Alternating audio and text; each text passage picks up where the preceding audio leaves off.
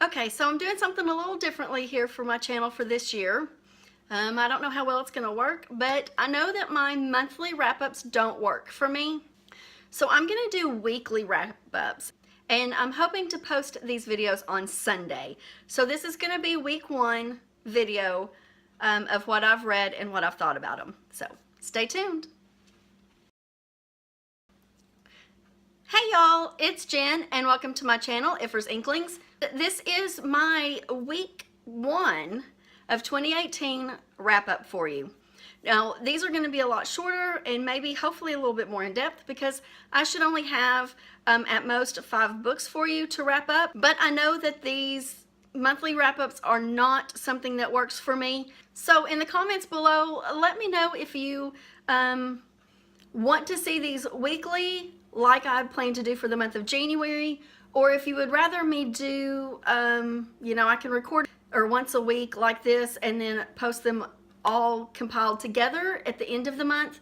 Let me know what you think and what you would prefer, and we'll go from there. January, obviously it started on a Monday, and but I've managed to read 3 books already. So let's dive into those. The first book that I completed in January, I listened to Fantastic Beasts and Where to Find Them by J.K. Rowling. This one was the one that was read by Eddie Redmayne.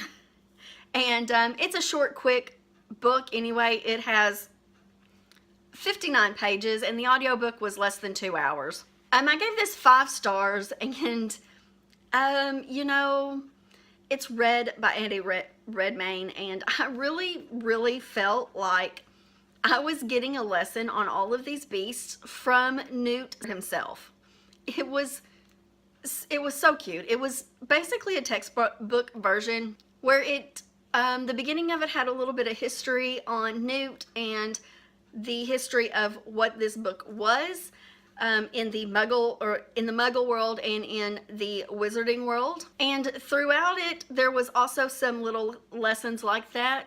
The majority of the book was just a detail of an alphabetical list of the beasts, what they were, what level of creature they were, you know, whether they were just kind of a tameable one, a boring one that didn't do anything, or, you know, the 5 eggs, I think they were eggs, ones, or ones that you need to stay away from because nobody can control them type of things, and they'll eat your head off. So this is a middle grade fantasy book. Super cute, and again, like I said, I felt like I was getting a lesson on these beasts from Newt from Newt himself. The next book I listened to also was The Girl with the Dragon Tattoo by Stieg Larsson. I picked this book to listen to because it was for a prompt on my Book Riot Read Harder challenge, and it is the first prompt, which is read a book that was published I can't say that word. A book that was published after they died. And this whole trilogy was like that. It was published after the author had already died. He originally had planned for this to be a 10-book series, but he only had 3 of them completely written or outlined enough to the point that it could be finished up, I believe is what that last one was. This is an adult mystery thriller book. I gave it 4 stars. I listened to the audiobook version of it, and it was kind of hard for me to distinguish the 2 separate storylines in it while I was listening to it, because the chapters kind of alternate between the 2 main characters until those character storylines merge together. It was kind of hard to follow in audiobook form. I was a little confused at first when the chapters first changed point of views. But this was really good. Like I said, I gave it 4 stars. It was nothing like I expected. There's actually kind of 2 mystery plot lines going on. One follows a missing person / murder that happened I don't know, 30 years earlier in the 60s. And this, and then the other one is kind of a financial bad guy kind of thing that this financial investigator is trying, or financial reporter, investigator, reporter, anyway, that he's trying to bring his corruptness to light. Now, this story takes place in Sweden, so all of the action is over there in Sweden.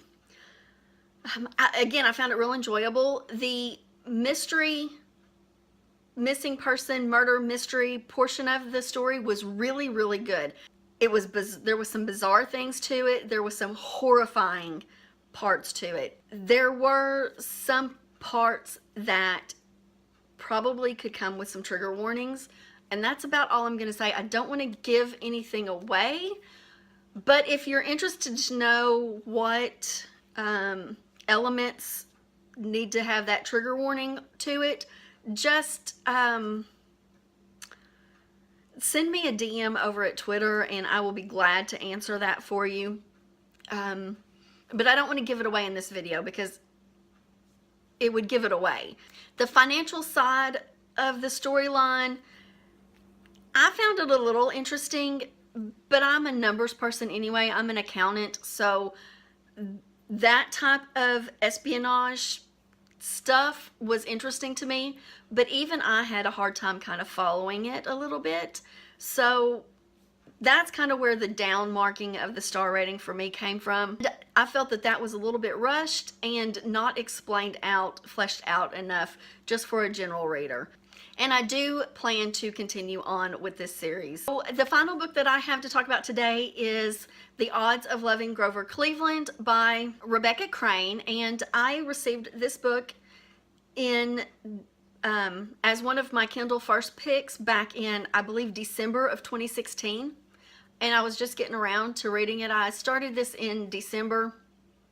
Actually, I think I started it in November.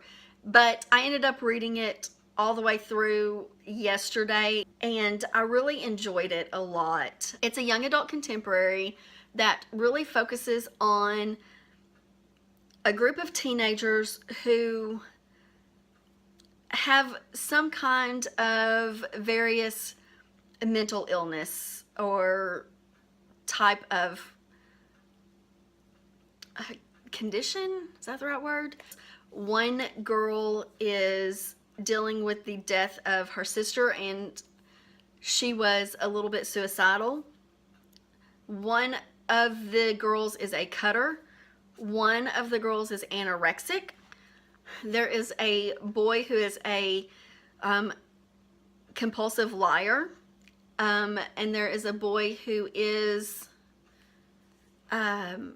afraid that he's going to become schizophrenic. Story line was so well written and the characters were so well done.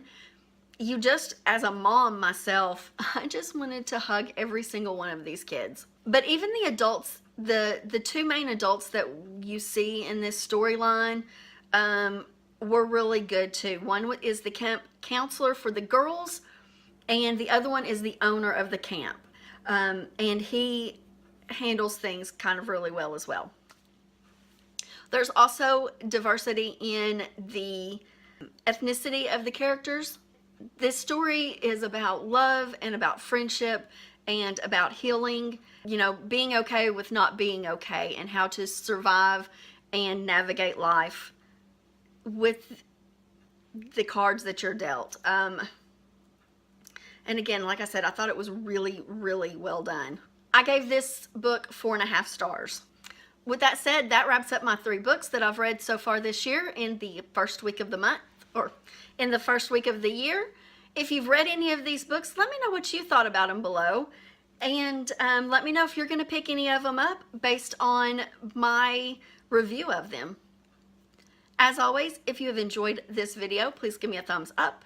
Go ahead and hit that subscribe button over there and that little bell icon next to it so you can be notified when I post new videos.